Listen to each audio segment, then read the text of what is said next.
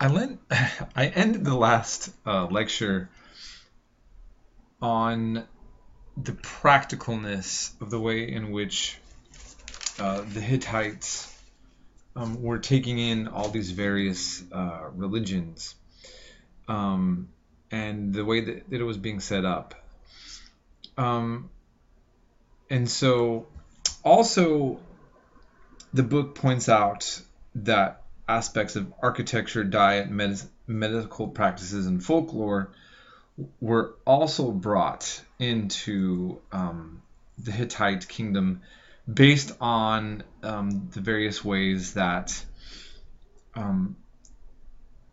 the Hittites were going about their imperialist adventures. And what's the most fundamental from this part of the book to be discussed, which I want to really hone in on, is that it points out that the scholarship really believes that the ancient Mesopotamian ideas that were incorporated into their kingdom were then spread to the Greeks, and through Greek culture we then have these things spread into what is now Western culture. So if we look back at chapter 1, we're talking about ancient Mesopotamia, and maybe we're still not clear, well, where does this all fit into Western civilization? Then you might be looking at the Hittite kingdom and saying, well, what does this have to do with Western civilization?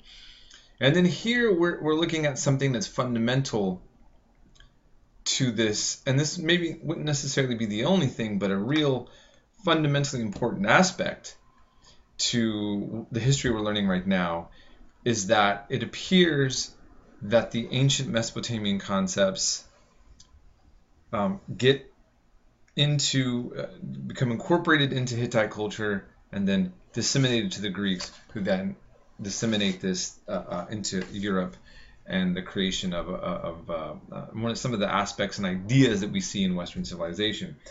And of course, there's many different things, such as our religion. The religious traditions that come out of the West are going to be dealing with the Hebrews in particular. But the Hebrew people, the ancient Israelites, as we were looking in our other texts, were also influenced by these other groups. And we're going to be talking so much more about that a little later on. But just for example, as you see in the text, Hercules, every kid knows the story of Hercules, and there was a cartoon, I think Disney did it right, on Hercules, and we just covered the discussion of Epic of Gilgamesh. Well, it's believed that the concept of Hercules, this tough, strong man in Greek mythology, actually came from the stories of the Epic of Gilgamesh. That's one example.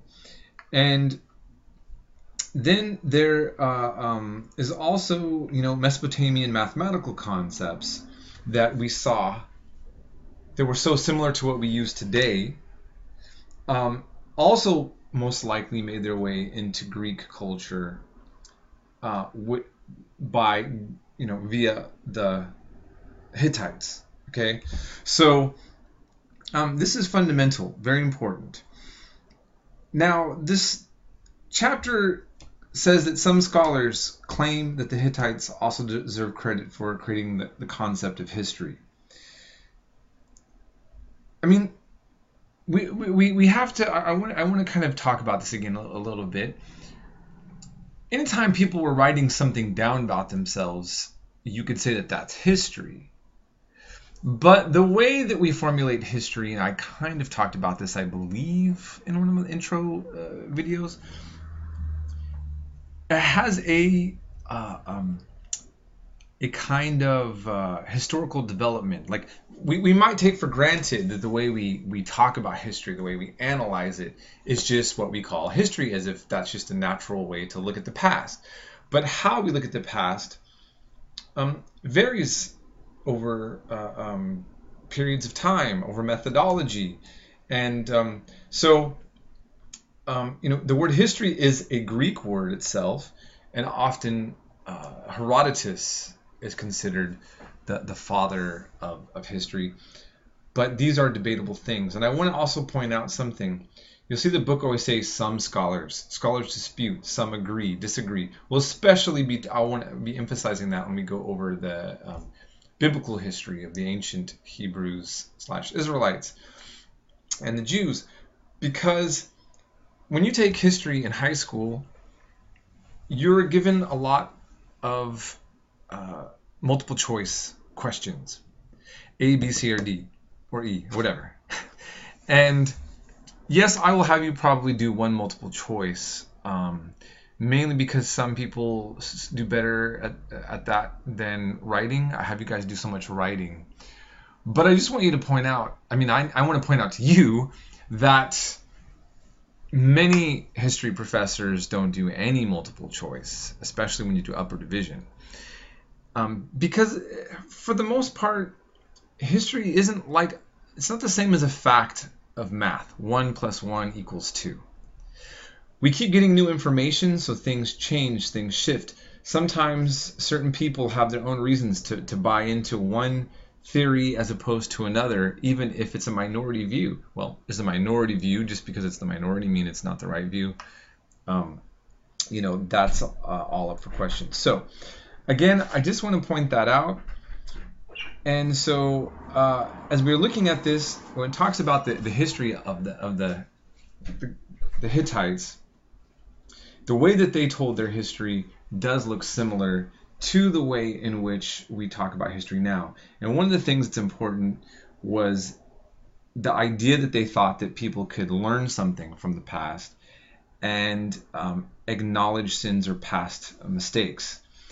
This is important because kings don't want to admit mistakes, and you'll often see in many of these like stone monuments, right, where a king loses a war and he might say, well, I didn't really lose it.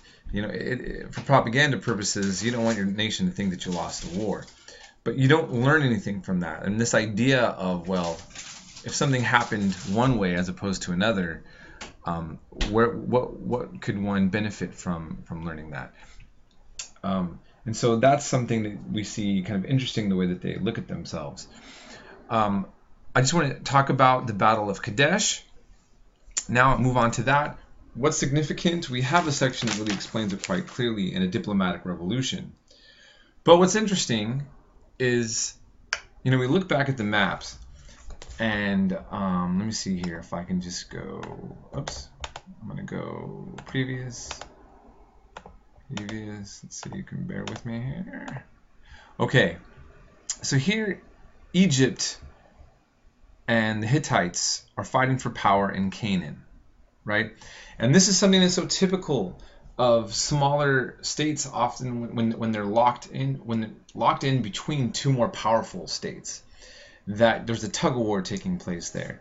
And ultimately, what's significant about this battle is that neither side really wins, and yet they're also seeing that there's a rise of the Assyrian power, that they both can be weakened by this. And with this stalemate here, what they're essentially seeing is that they need to make a kind of diplomatic pact, not just peace, but an alliance to say, kind of like NATO, if one has a rebellion or an invasion, the other one will help the other. So this, and this also shows something about how alliances and peace treaties work. It's not that they're friends. It's just that they're being practical enemies, right? They're being pragmatic. And they're realizing that there's a greater force possibly emerging, from the east that could get one of the, that basically, they're doing this for their own self-preservation. And so this is diplomacy that we're seeing for the first time that's really, really, it makes sense. And there's a lot to learn from that. Just for example, we'll talk about Islam just a little bit in this class. But the Persians and the Eastern Roman Empire, the Byzantines and the Persians have this long fight with each other, and they exhaust the populations. And so when Islam comes out of Arabia out of nowhere, these two kingdoms fall apart quickly, and Islam spreads very fast. That's the kind of thing that perhaps these leaders at the time were thinking about, which is that they were exhausting themselves so much that they were leaving themselves both vulnerable, and so this occurs. So, I mean, it's a very interesting part to think about how they used this kind of idea of diplomacy and how they created this alliance here. This is the first time we see it recorded. This may have been used other times, but this is where we see it recorded. Very significant. And so I will end here.